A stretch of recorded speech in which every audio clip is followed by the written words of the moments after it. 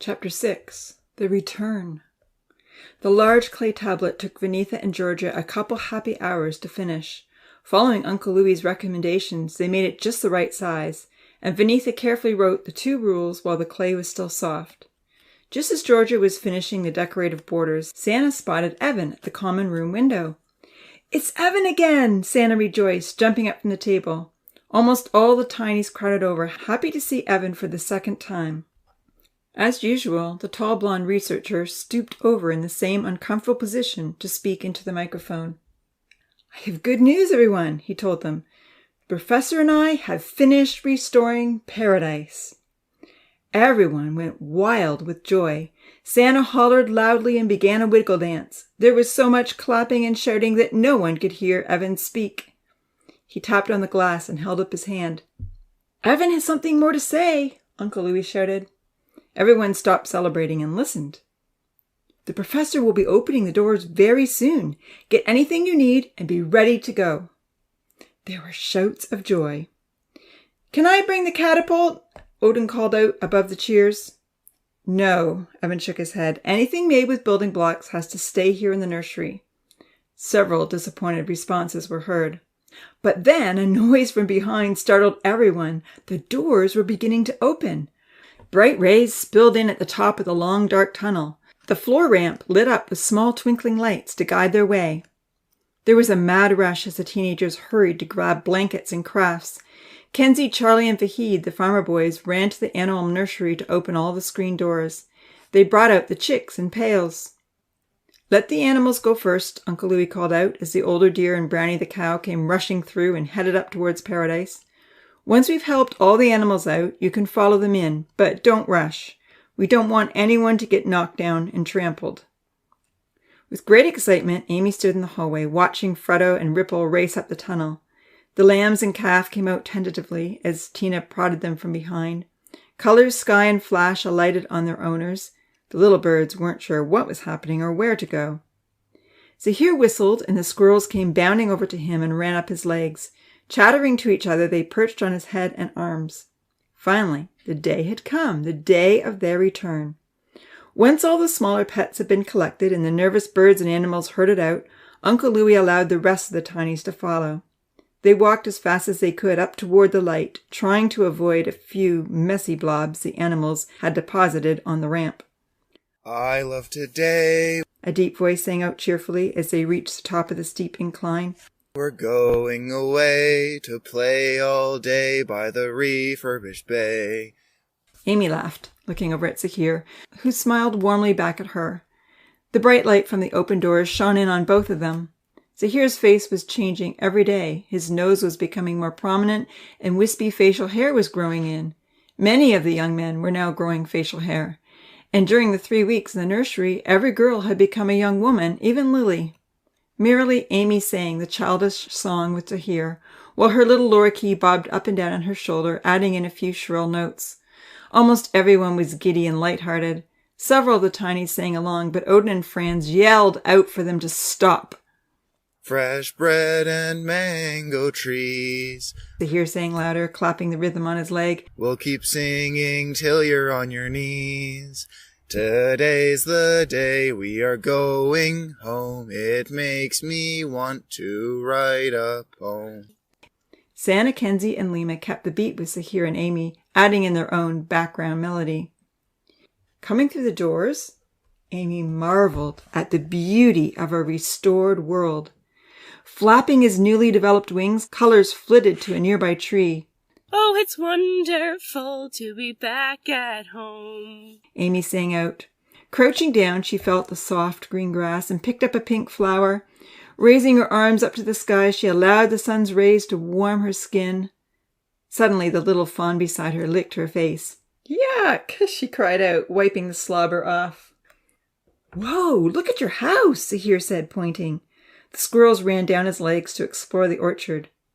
Cries of excitement were going up all around as the tinies saw their new homes and began to rush forward to explore.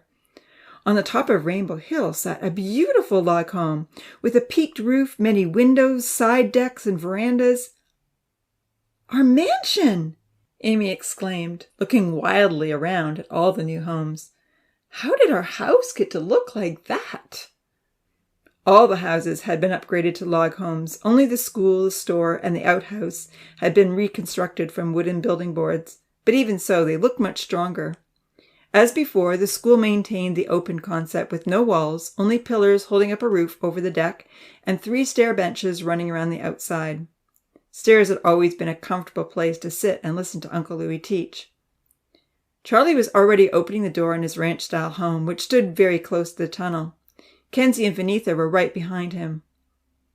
"I'll race you to Rainbow Hill," Georgia said to Sahir. Excitement shone in her pretty green eyes. "You don't have a chance," Sahir taunted. Georgia started running in a straight line toward the hill. All her long blonde hair streamed behind her in waves. After a moment's hesitation, Sahir ran after her. Lily followed. There was so much to see, Amy wasn't sure where to go first. Zilly, Zoe, and Zeddy bumped up against her, still tentative to investigate the new world. She watched her friends race to Rainbow Hill. Zahir overtook Georgia quickly, but slowed down when he reached the path, waiting for the girls to catch up.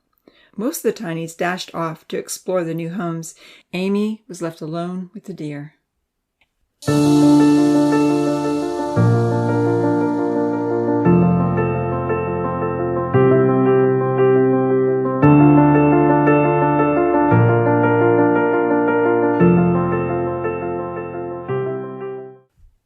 Chapter 7. Lots of surprises. "I'm going to show you where to get a drink and take you to the forest," Amy said, patting the young fawns affectionately. "Come with me." Running ahead and coaxing the fawns to follow, Amy ran over the rebuilt bridge. The beach boys were already swimming in the lake. Longing to be close to the water and look out over the vast, sparkling blue expanse once again, Amy chose to follow the shoreline. The young loons were happily bobbing on the surface, while the ducks were upside down fishing for food. In a few places along the beach, the sand was dirty and stained, a sad reminder of what had occurred 3 weeks earlier. Looking at the hazy sky, Amy wondered if Evan and the professor were watching on the other side. Just in case, she smiled and waved. "Thank you," she called out loudly. Damien heard her and looked over. "Thanks for what?" he asked. "I'm just thanking the professor and Evan," she relayed. "They made our world beautiful again." Laughing, Damien dove under the water. Amy continued along the sandy beach. For the most part, she was amazed by how well Paradise had been fixed up. Under the leafy eucalyptus trees that lined the beach, she saw 3 substantial hammocks, hanging in their usual place but much bigger than before. The well-worn path to Rainbow Hill that used to lead up from the sand was no longer visible along the beach. Several familiar trees were missing as well, but the fawns were enchanted with the forest that still remained. Racing in, they nibbled at the fresh green leaves with delight.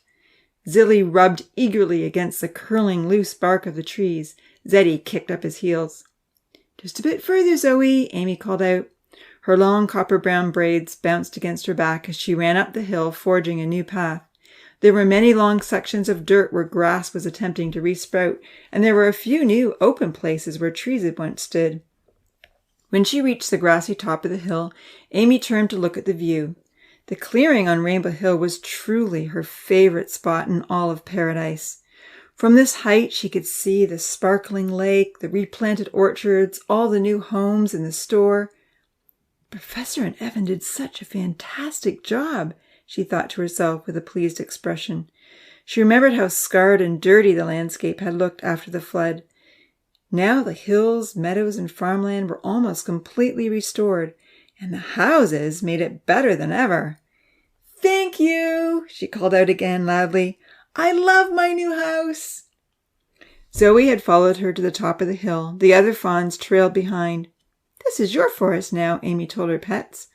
One of the older deer poked his head out from behind a tree. "Oh, look, there's your uncle," she laughed. Out of the corner of her eye and through the distant trees, Amy saw Zahir heading to his new house alone.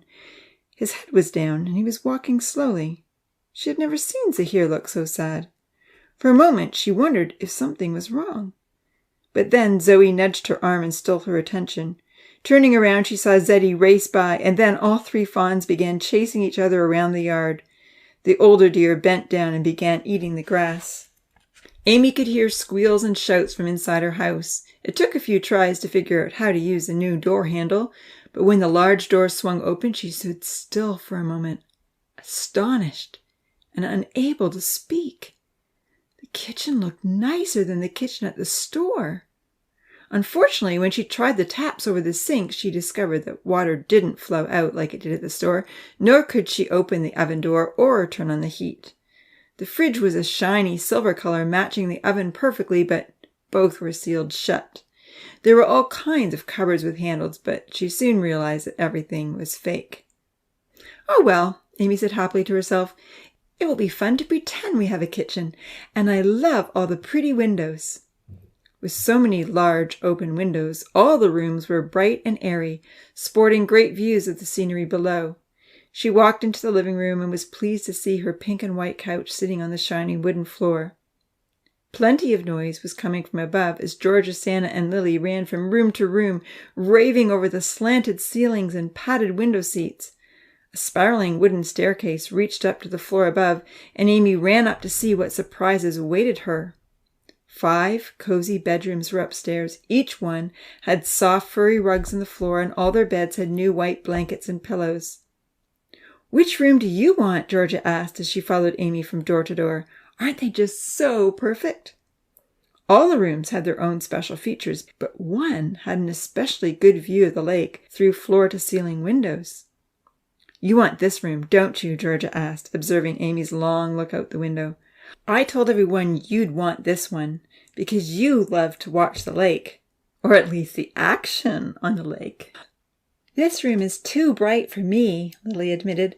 "I like cozy, dark bedrooms so I can sleep in." "I like small, snuggly rooms," Santa relayed. "This one is too big." Amy was an early riser, and she loved the view. A wooden bench-like structure ran along the entire width of the window and would be a perfect place to sit and watch the sunrise. Ecstatic, she turned around with her hands pressed together and begged to have it. "It's yours," they all agreed.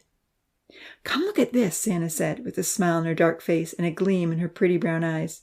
She motioned for Amy to follow her through a door on the far wall. "You have a little room where nothing works," she explained. "There's one here and one down the hall." Lily followed behind with her hands on her hips. "It has a sink like the one in the kitchen at the store, only a lot prettier," she relayed, "but there's no water." The puzzled look on her little freckled face, Lily turned on the taps to demonstrate. "See? Nothing happens." "And look at the tall box in the corner," Santa said, pointing to the one high see-through enclosure. She walked in and began pointing out the taps and the long bar with holes at the top. "It looks like a shower, but it's see-through." The professor had always been very careful with what books he had sent in for the tinies to read. He didn't want them to know too much about the big world and become discontent, so they had never seen the inside of real houses before. One by one, the girls took turns standing inside the clear box, fiddling with the taps and looking up carefully at the stick with holes. To their disappointment, no water came out. The pipe and taps were similar to the showers at the outhouse, only those were in dark, enclosed areas with only a small window above to let in some light. "It's a fake shower," Georgia concluded with a frown. "Why do we have fake showers and sinks in our house?" "This is a funny chair," Amy exclaimed, sitting down on the one white hard chair in the room. Immediately she stood back up. "It isn't very comfortable," she frowned. "Why would you ever want a chair here? There's no desk or table or even room for one." Georgia asked to try it. She settled down on the hard plastic and tried to lean back against it. "Wow, you're right," she agreed. "It's not comfortable at all. But there is a good view out this window." "Wait," Lily called out, looking down at the chair more carefully. "I think something lifts up." Georgia slid off and Lily prodded the chair. With her hand she lifted a lid that swung on a hinge. A large hole was underneath. The girls all looked at one another aghast.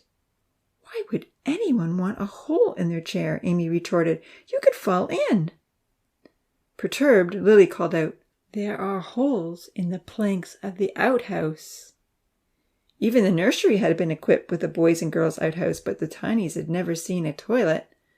"No way," Amy retorted. "Who would want an outhouse right next to their bedroom?"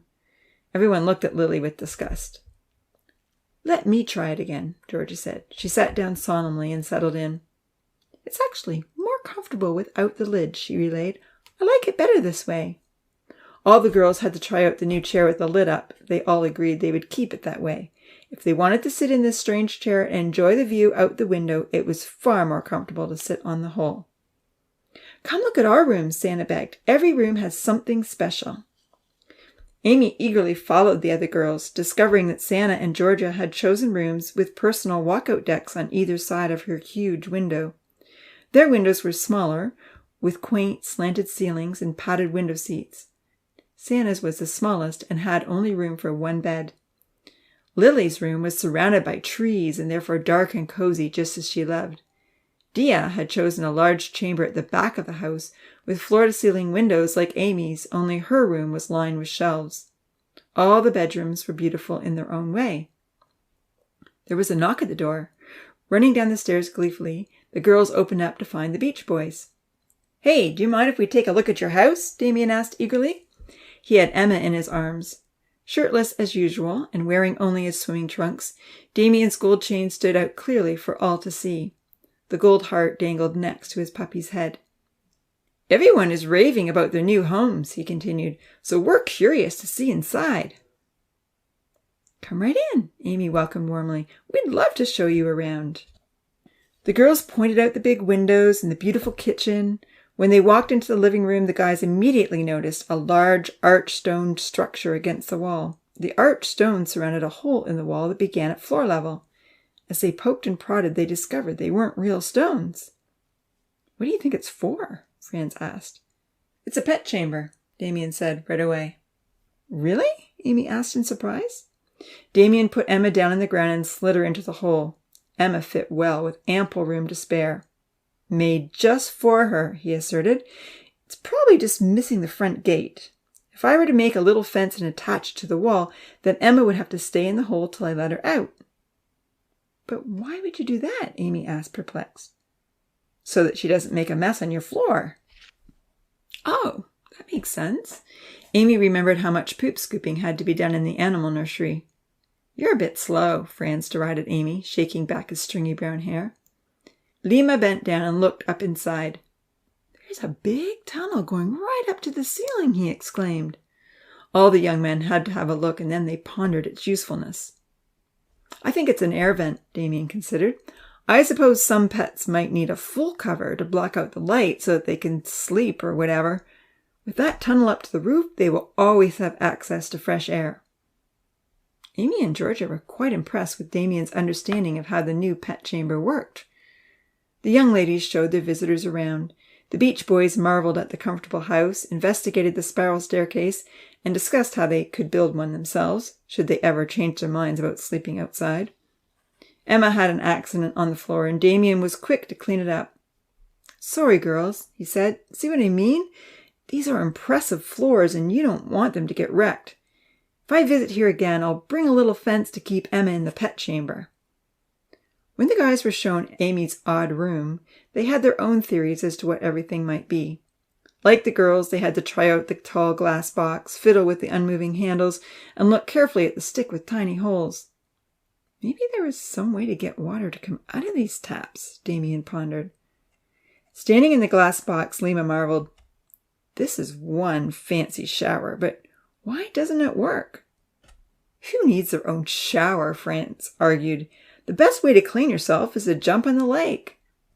"But not everyone is so close to the lake," Damien replied thoughtfully. "It would be rather convenient to have water in your own house, especially when your house is up on a hill. Imagine if you could just turn these taps and water came out. You wouldn't need to run to the lake or the store or the wash basin." "It would be amazing," Amy agreed, looking at the tall box again. "But it's impossible," she laughed. Everyone agreed. Without having ever seen a pump mechanism, the Tinies could not imagine that water could ever flow uphill.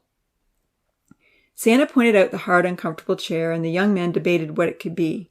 Finally, Damien remarked, "It kind of reminds me of the outhouse design. A lot nicer, of course, but—" "That's what I thought," Lily piped up proudly, folding her arms together. The other girls were completely disgusted. "What?" Georgia called out. "That's revolting. There's no long drop." "Oh, that would be so smelly," Santa giggled.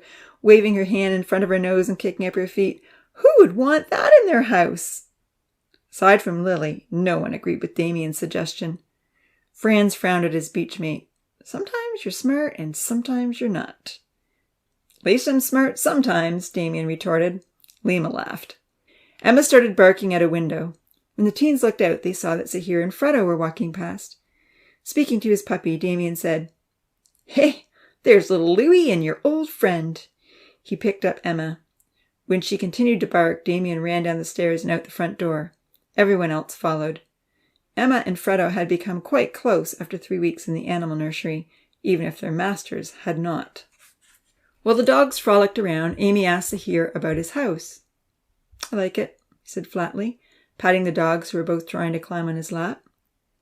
"Does it have a funny chair with a hole in the middle?" she asked him, laughing. "It does," he shrugged, keeping his eyes on Fredo and Emma. "Rather strange, I'd say." Amy was perplexed with Zahir's lack of enthusiasm. "Are you okay?" she asked. At that moment, Georgia came running over to Zahir. "Can I see your house?" she asked. "Sure," Zahir said with a smile. "As long as you don't mind that I just invited Odin, Ponzi, and Vahid to have a look." "Odin?" she questioned. Then she shrugged. "Whatever." Amy stood still in bewilderment as she watched Zahir and Georgia walk off toward his house without so much as a backward glance. She was dumbfounded that Zahir didn't invite her to join them, but he didn't. Maybe he's disappointed about his place, she thought. "Hey, Amy," Damien called out. "I love your deck. This is a great spot to hang out and admire paradise."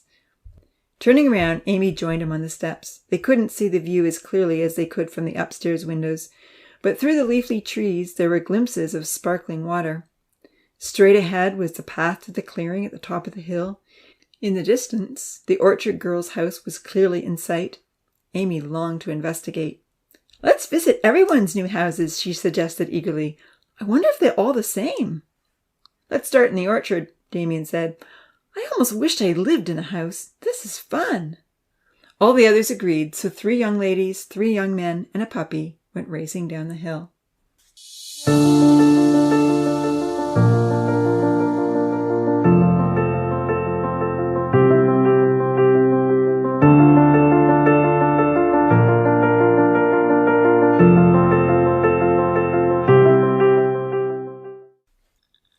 Chapter 8. Gratitude and Schemes. Amy had toured 2 other new homes when she heard the bell ring for dinner. "The dinner bell!" Santa sang out, clapping her hands and swaying her hips. "I sure hope we're having something other than Wonder Drink." The farmhouse had been the last log home they had walked through, and now their group was down to 5. Franz had left them to visit Odin and Ponzi. The 3 houses had all been different in style. The bigger the house, the more luxurious it was inside. Nothing worked or opened in the kitchens, even though it looked like it should. In all 3 homes, strange copper-colored pipes hugged the walls in various places, and there was always at least one odd room with the fake sink, the see-through shower, and the same uncomfortable chair. "Smell that bread!" Damien shouted as they approached the store. "I love Nancy's bread." Amy called out, twirling around as she savored the aroma. "Nancy's bread is back," she laughed. "No more will we lack. Wonder Drink is done. Let's go get a bun." Santa joined in with rhythmic dancing motions. She could move her body in ways that amazed Amy. Lima tried her best to imitate. "That's it," Santa laughed encouragingly. "Loosen up those hips." As his moon medallion bounced against his dark chest, Lima closely followed Santa's lead. He looked over at the blonde surfer. "Imagine if we could do this on our surfboards," he panted eagerly. Loving the idea, Damien tried to mimic their moves. "Santa can teach us how to dance, and we'll teach her how to surf," he called out. "How do you do that?" Amy remarked enviously. Damien was catching on fast. "I don't know," Santa cheered, clapping hands with Lima and Damien. "Just don't think about it too much and let it happen." Amy gave it a try, but the moves didn't just happen for her. "I'm hungry," she called out, heading toward the store. As they all followed the delicious wafting smell, Santa observed, "The new store is still in building board style." "True," Lima replied, "but it's been redone." I wonder why some buildings are still the same style and some are different, Amy remarked. No one knew the answer. Walking in to collect their food, Milan's red-haired puppy bounded over. Sit, Rusty, Milan called out. Nancy was getting hot bread out of the oven, and Milan rushed into the side kitchen to help her. Rusty looked up at the newcomers with his big brown beseeching eyes. With a sad little whine, he obeyed his master, even though everything in his eager face longed to greet the tinies who had just walked in. Amy gave him a cuddle. Lily suddenly exclaimed, "We forgot to bring something to trade." Dia had arrived at the store before them and was already helping herself to a hot bun. She rolled her dark eyes. "Oh, right. Trading again," she sighed.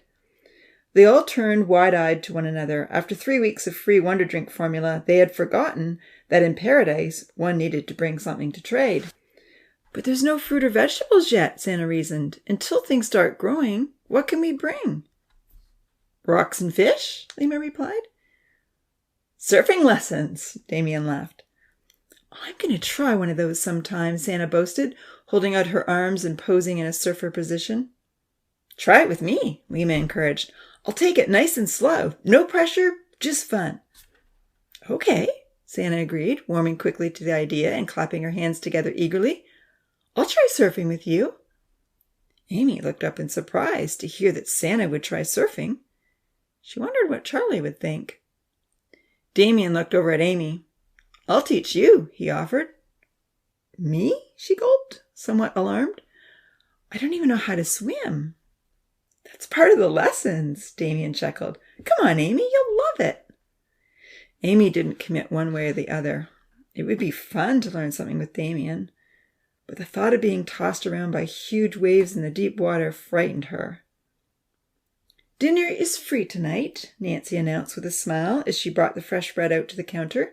"Uncle Louis says everyone will have a week of free dinners before the trading begins." There was a happy celebration on the store deck that evening, even though dinner was just Wonder Drink and bread. The one hot, tender, scrumptious-tasting bun made it a very special meal. The surplus sat in a basket between Nancy and Yu Yan, and a few individuals were keeping a watchful eye on the supply. Rusty's eyes were the most attentive. He longed to share the bread, but Milan was very strict that his dog would not beg for food until everyone was done eating, and then he would get the leftovers. Lying on the deck with his longing eyes scanning for any crumbs that might bounce his way, Rusty tried hard to restrain himself. Stocky Odin, Skinny Ponzi, and Lanky Franz were late to pick up their dinner from inside the store. With a bun in one hand and a cup in the other, they swaggered over to the store deck. "Wonder Drink again," Odin complained. "Wonder Drink and bread," Ponzi reminded his friend, making a comical expression as he waved his bun in the air. Lily giggled. "How do you like your new house?" Amy asked Odin politely. "Mine's just a shed," Odin growled, devouring his bread. "And it's in the wrong place. If I figure out a way to move it, I will." "Mine too," Ponzi nodded. "Mine should be up on top of Cascading Mountain." "Where are they?" Damien asked. Odin pointed to the edge of the forest. Amy and several others got up to have a look. 2 small, well-designed cabins stood in clear view of the store. Amy could see they were also in clear view of Uncle Louis's house. With a smile, she considered this was the best place for Odin and Ponzi. "We just get junky sheds while the rest of you get mansions," Ponzi grumbled, making a face. "Obviously, we aren't the favorites." "You have really nice cabins, just like Uncle Louis," Damien argued, still looking at their homes. "Junky shed is more like it," Odin growled. "Hey, all I've got is a bigger hammock," Franz piped up. Looking around, Odin grumbled, "Where's more bread? I've had enough Wonder Drink." Pretty petite Yu Yan was sitting beside the buns. She looked up as everyone resettled on the deck. "Hey, cutie," Odin said with a forced smile. "Pass me some bread, please." Amy was surprised to hear Odin say please. Rarely did he use manners. Bringing over the basket of buns, Yu Yan was not impressed when Odin grabbed her arm and the bread. "Thanks, cutie," he said gruffly, trying to pull her down beside him. "Hey, why don't you sit with us for dinner?" Yanking her arm away, Yu Yan shook her head and rushed back to Nancy. "Unfriendly girls," Odin mumbled. Sitting on the far edge of the deck, Uncle Louis cleared his throat. "This is as good a time as any to have a discussion on the new homes," he began. While everyone else had been exploring the houses that afternoon, he had spent his time in the cave office connecting with the professor and Evan to make sure the new smartphone was in working order. He had also finished reading another difficult chapter in the professor's book. The information was way over his head, but he was very impressed by the professor's level of intelligence. When he had their attention, Uncle Louis said, "Due to the flooding accident, our old wooden homes became moldy." Odin chuckled. Ponzi jabbed him with his elbow. Uncle Louis stood up and continued, "We don't often look around at Paradise and realize how much careful planning the professor put into getting our world balanced just right for us to thrive. Our atmosphere is just wet enough to grow food, but not so wet that things become moldy and saturated. The air we breathe is carefully formulated. Any less oxygen and we all would die. Too much oxygen and other things could happen that wouldn't be good. Even the trees in the forests absorb the harmful carbon dioxide we breathe out and release the oxygen back to us. It's all been precisely calculated so that we can live and safely enjoy this beautiful world." Odin made a face as though he was scheming how to disturb those precise calculations. Freddo trotted over to lay his head on Zahir's lap. Emma tried to join her elderly friend, but Damien quickly whisked her away. "The professor could have been angry at us for damaging his precisely balanced world," Uncle Louis continued as the Tinies finished their meal. "He could have made us clean up the mess we created. It would have taken many, many weeks of hard work, and we still wouldn't have been able to fix it up nearly so well as we see it today. Instead, the professor had compassion on us. He repaired the damage and put in these elaborate houses for us to enjoy. We don't deserve any of these amazing gifts." "Yeah, but I only got a shack," Odin mumbled, stuffing the rest of his bun into his mouth. Uncle Louis stayed patient. For those who put a lot of effort into building their first houses, Evan and the professor gave bigger homes. For those who only put up a small shack like me, we now have log cabins that are 10 times nicer. Interrupting the speech again, Odin grumbled, "But everyone else has their house in the same place they built it, except for us." "We want to be in the forest, not out in the open," Ponzi added. Uncle Louis cocked his head thoughtfully and looked at Odin and Ponzi for a moment. "Do you think there might be a reason the professor moved you out into the clearing?" It wasn't easy to activate Odin's conscience. "It's not fair, reason or not. And don't blame me for poor quality materials that can be so easily damaged.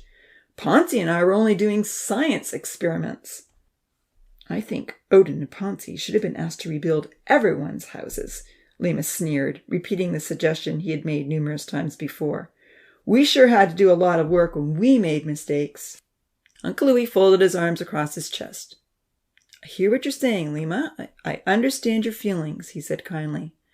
"However, everyone here owes much gratitude to the professor and Evan for cleaning up our mistakes. The professor has chosen to give all of us a new start. He is holding no one responsible for the accident." There was a murmur of dismay among many of the Tinies who felt the troublemakers deserved tough consequences for their actions. Odin laughed. "We are all going to overlook this accident," Uncle Louis reiterated. "I don't want to hear any more blame ever. We are going to be thankful that we have a fantastic world once again." Looking over in the Beach Boys' direction, he said, "Aside from poor little Maxie, whom Damien bravely tried to save, and some of the animals that we couldn't capture, no one else lost their life. We now have much better housing than we did before and a restored world. The professor has shown us compassion, and he wants us to show compassion to each other. Let's follow his lead." When Uncle Louis finished his speech, he told them that they were free to go and enjoy their first evening back in Paradise. Those with pets collected Wonder Drink and leftover bread to take back to them. "How can we thank the professor?" Santa asked the others. "And Evan," Zahir added. "Maybe we could make a big thank you card and send it to them on the train," Vanitha suggested. "Great idea," Kenzie agreed. "And get everyone to sign it," Amy nodded. "Or do another celebration," Santa smiled, throwing up her arms joyfully. "Yes, that would be a good idea too," Georgie agreed. But that takes a while to plan. Charlie and Vahid liked the celebration idea, only they wanted to wait until the fruits and vegetables were ready. "I'm so glad we didn't have to replant all the fruit trees that were swept away in the flood," Charlie said. "Can you imagine how hard it would be to pull those trees out of the lake and drag them back to the orchard?" "And dig a big hole for the roots," Vahid added, his dark eyes opening wide as he imagined himself doing the work. "Evan and the professor saved us a lot of trouble. Please make that card, Vinitha." Kenzie nodded, his gray eyes radiant in his white freckled face. Turning to the dark-skinned artist beside him, he encouraged, "Do one of your beautiful garden paintings, Vinitha, and leave lots of blank space inside. We can each write a message on it saying how much we appreciate the new paradise and our amazing homes." Blushing a little, Vinitha nodded her assent. Georgia was a little perturbed that she hadn't been asked to paint the picture, and tossed her blonde hair back haughtily. Having decided who should make the card, most of the tinies turned their attention to what game they should play. Damien suggested capture the flag, and the majority liked the idea. "Amy, France, and Liam are on my team," he called out. Kenzie volunteered Zahir to be his team's captain, and eventually everyone was divided into two groups. Using their t-shirts for flags, the two captains hid their markers on the edge of the forest, and a noisy game began. However, Odin and Ponzi were uninterested in playing, and were completely unmoved by Uncle Louie's speech. Instead, they headed in the opposite direction away from the others, toward the North Forest. "I can't believe we don't have to do anything to make up for causing the flood," Odin chuckled, looking in the direction of the hazy sky. He kept his voice low, but he was right near the new microphone, which was attached to the store veranda. One of the reasons the two small cabins had been positioned nearby was that anything the two occupants said in their homes would be heard clearly on the other side of the dome. "In fact, paradise is even better than it was before," the stocky, disgruntled young man boasted. Ponzi mumbled, "Except that we have to wait ages for the food to grow." "It'll grow soon enough," Odin growled. "I'd say we work on a new experiment and see what other useless materials can be wrecked." "Do you want to be put back in the nursery?" Odin turned to his smooth-faced buddy, who was now the only guy without facial hair. There was a gleam in Odin's pale blue eyes, and he tossed his long blonde straggles proudly. "Evan said his world is a lot bigger than ours. Where do you think the spider came from? Where do you think they took Rosa? Or the chickens? Where do you think Evan and the professor get their food and all the stuff they send in to us?" "Yeah, I suppose." "If we cause enough trouble," Odin added mischievously, "they may take us out of here, and then we'll get to discover their world. I'd risk anything to see it." Ponzi smiled. His bronze face lit up. "Oh, I see. Not a bad idea. Exploring would be fun." They punched their fists together in a show of support. "Yes, it would," Odin smirked.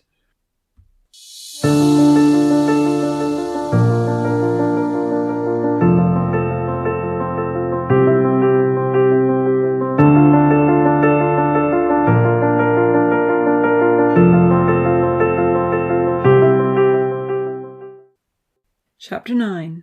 Countermeasures. Unbeknown to Odin and Ponzi, their conversation came over the speakers loud and clear. "Can you believe those two?" the professor despaired, folding his arms across his chest. "They are full of mischief, no doubt about it," Evan smiled.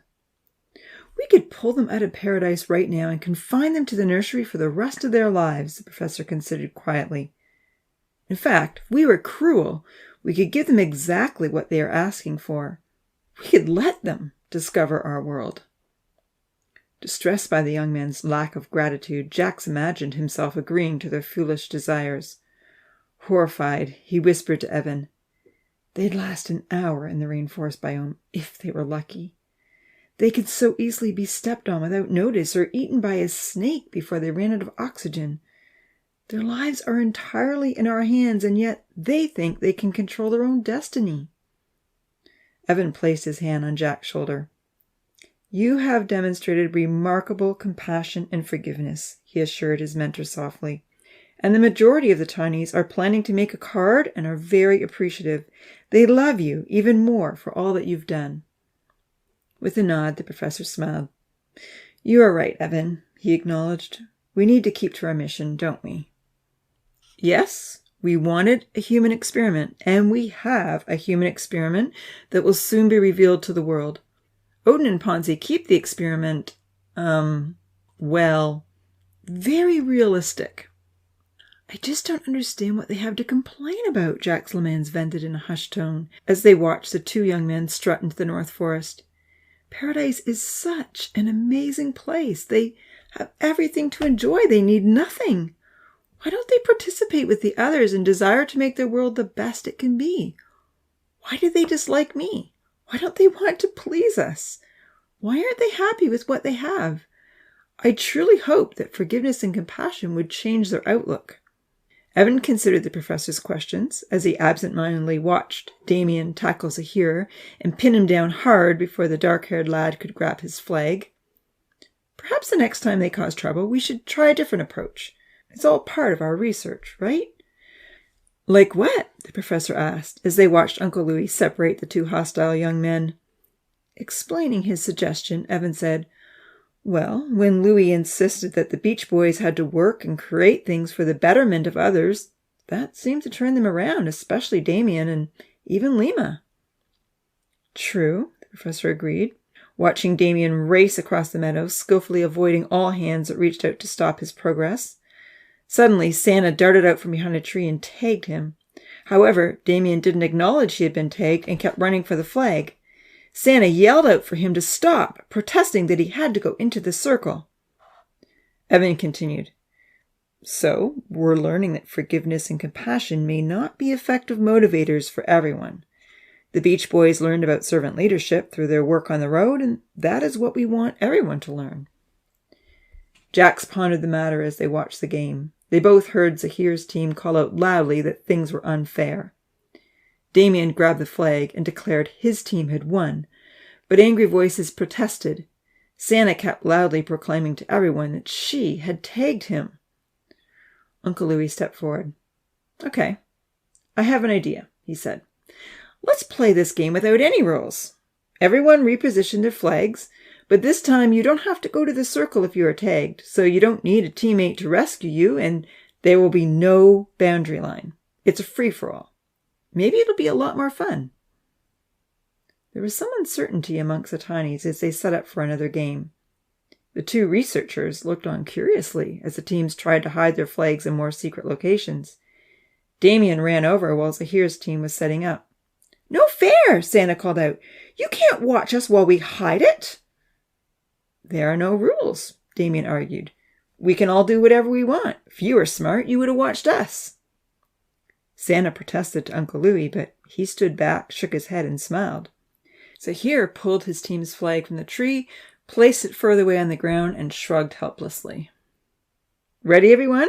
Uncle Louis called out. The game was over almost as soon as it began. Damien was already on the other team's side, and he raced over, ignoring every tag that came his way. Grabbing the flag, he cheered, "We won again!" "That's no fun," Santa grumbled. "That's the dumbest game ever," Lima gripped. Most of the Tinies agreed. Uncle Louis called out to Damien, "What do you think? Was that fun for you?" Tossing the flag behind him, Damien replied, "Let's play a different game." "With no rules?" Uncle Louis asked. "But the rules make it fun," Zahir argued. "If there are no rules, we might as well just do running races. It's pointless." "Who wants to play with rules?" Uncle Louis asked. Everyone wanted the rules, and even Damien reluctantly agreed. A new game ensued. Outside the dome, Evan rushed over to the desk to grab his journal. "This is worth recording," he encouraged the professor. "Games aren't fun without rules. What does that say for life?" Feeling somewhat stymied, Jax Lemans looked over at his assistant with a frown.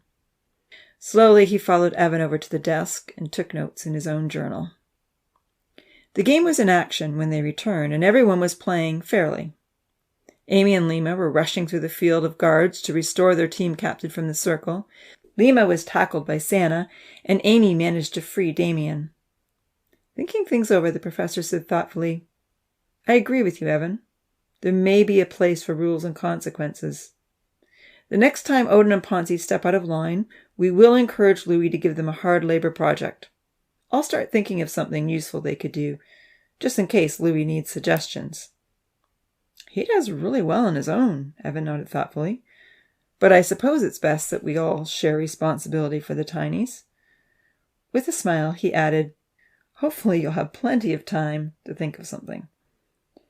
They continued to watch the game taking place on the edge of the forest.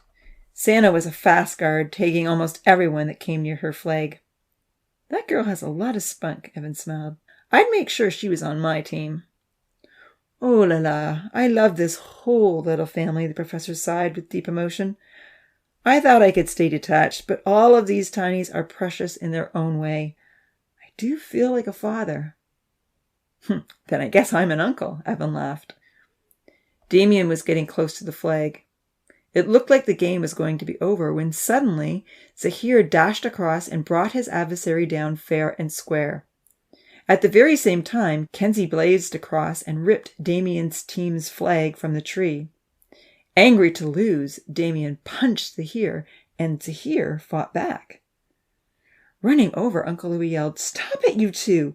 This is just a game. It means nothing." As he separated the fighters, Uncle Louis was perplexed. "What is going on?" he asked.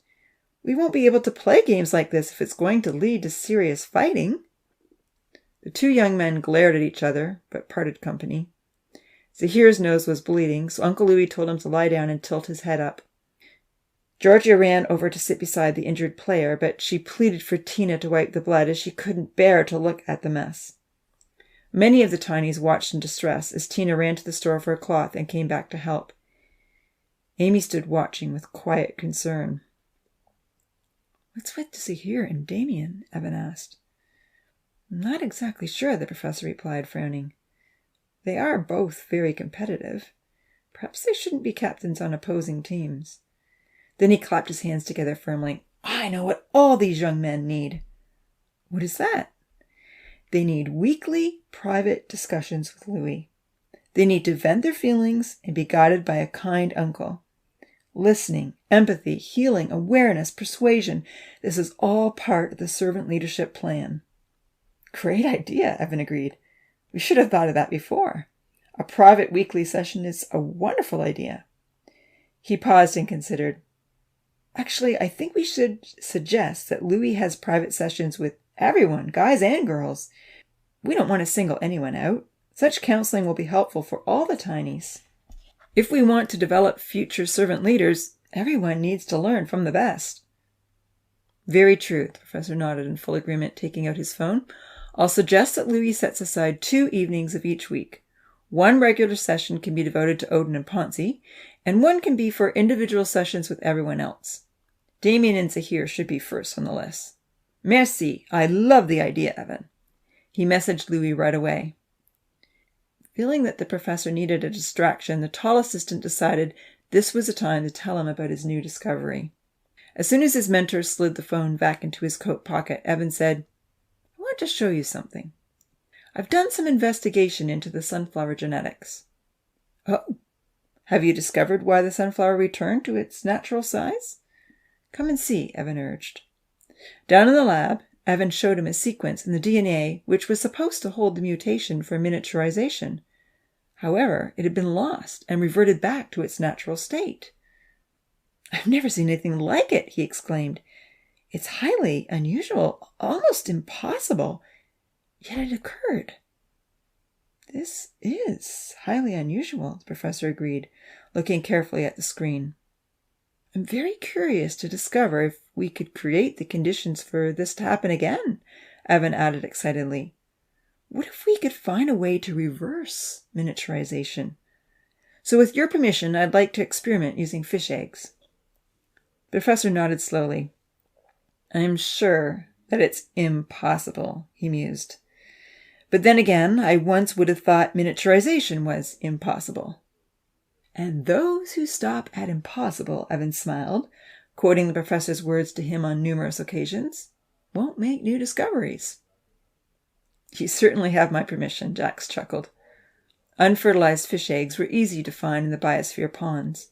Once the parental DNA was removed, the eggs were natural incubators for the new genetic material to be inserted. "What is your hypothesis?" he asked. "What do you intend to do?" "Well, do you remember when we were loading those sunflower plants onto the train that I had to run back for the last one?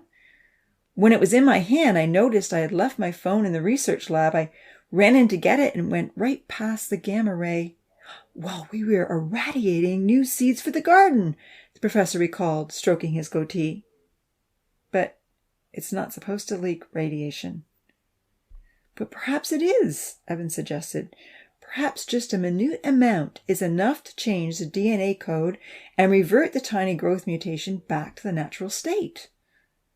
"Well, try different levels of radiation and see how it goes," the professor nodded skeptically. "I'll be very interested to see if you can repeat the process."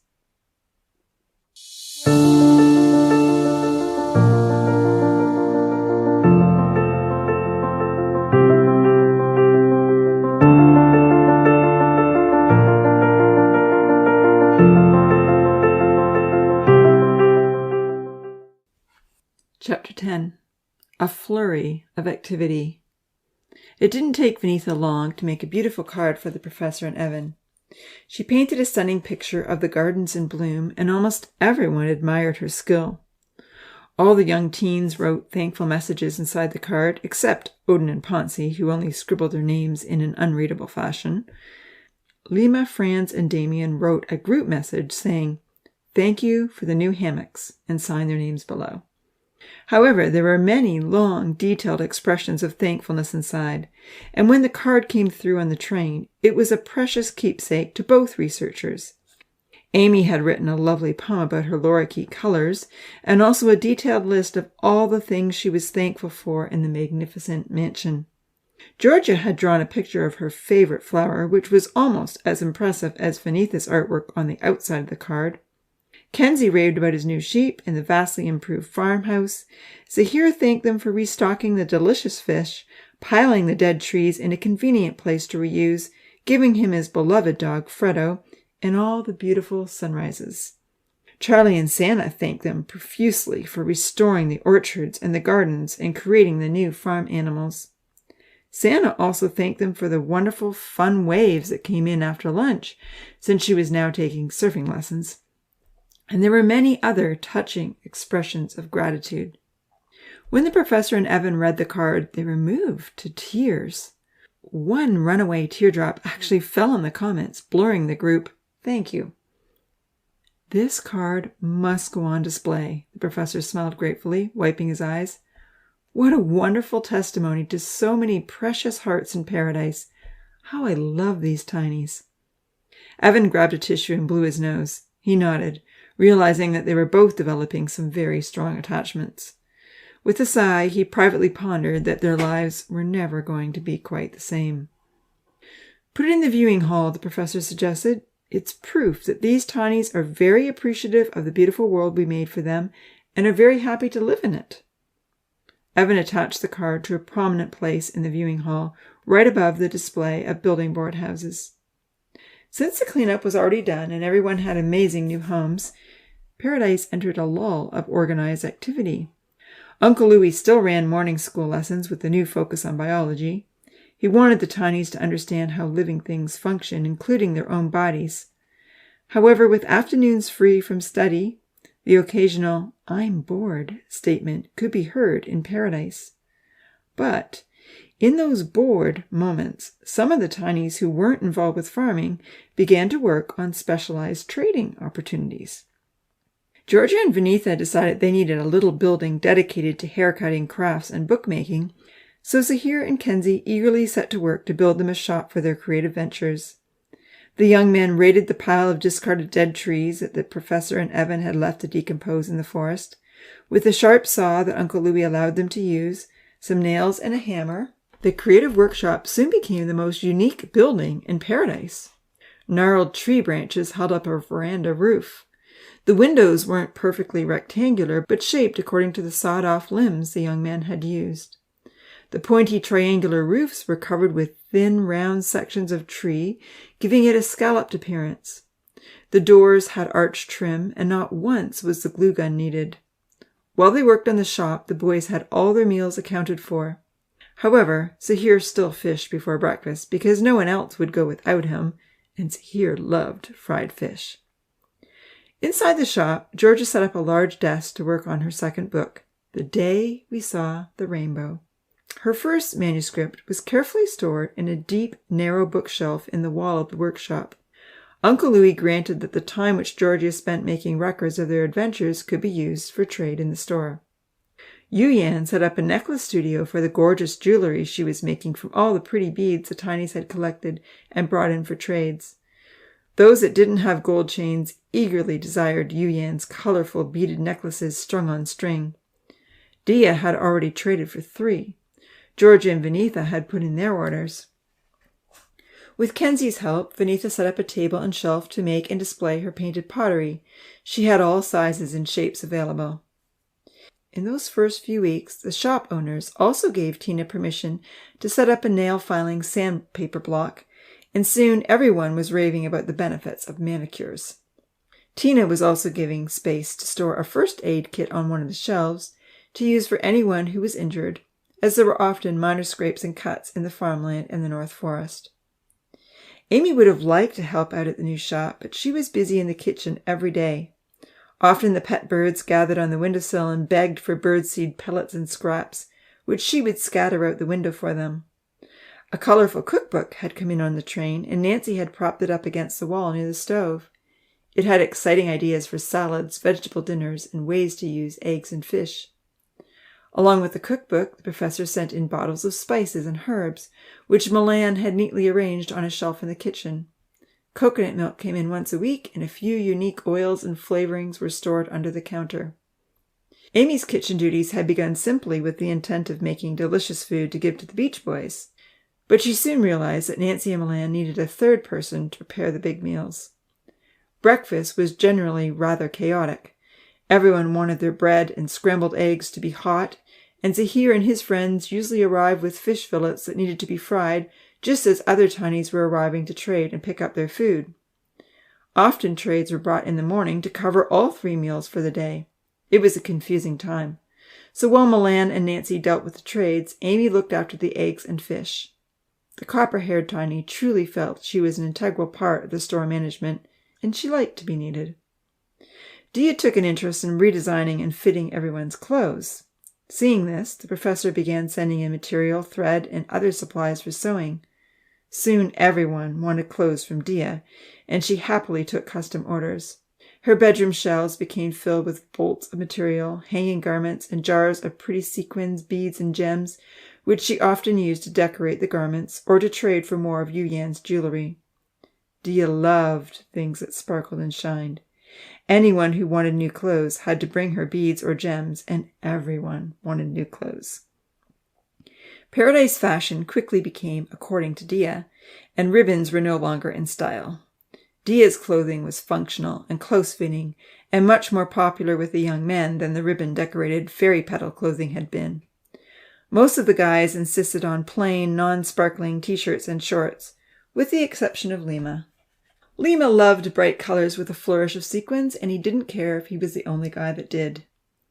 For those who brought double the trade items, Dia loved to create fancy dresses or outfits. Bright colors, sparkly sequins, and beaded trim were very popular among the girls.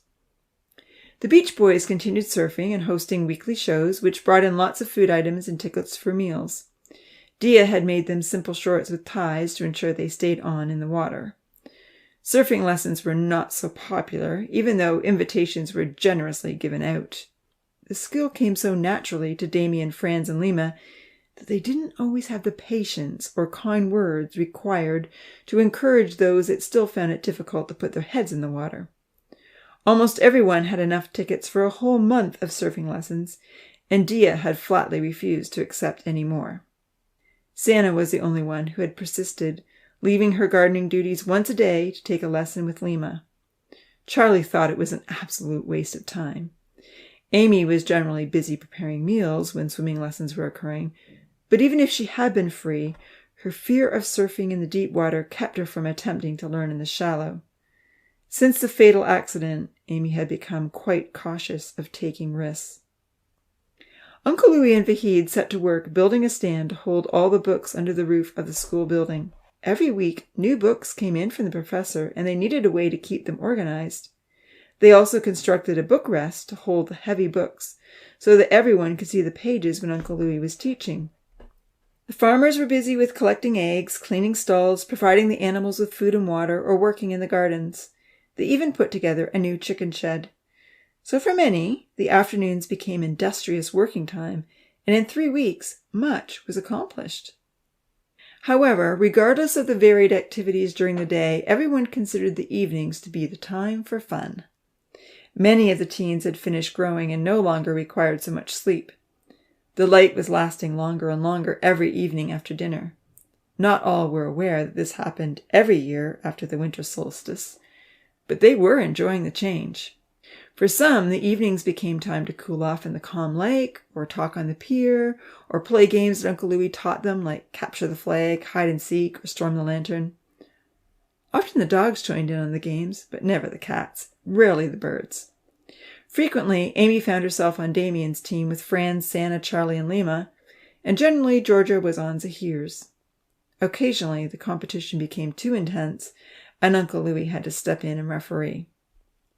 The weekly evening sessions with Uncle Louis were going well, and most eagerly anticipated their turn for a personal discussion. During those creative 3 weeks, Zahir, Damien, and Franz each had opportunity to spend some precious individual time with him. Odin and Ponzi were also given regular sessions, but sadly viewed them as a punishment.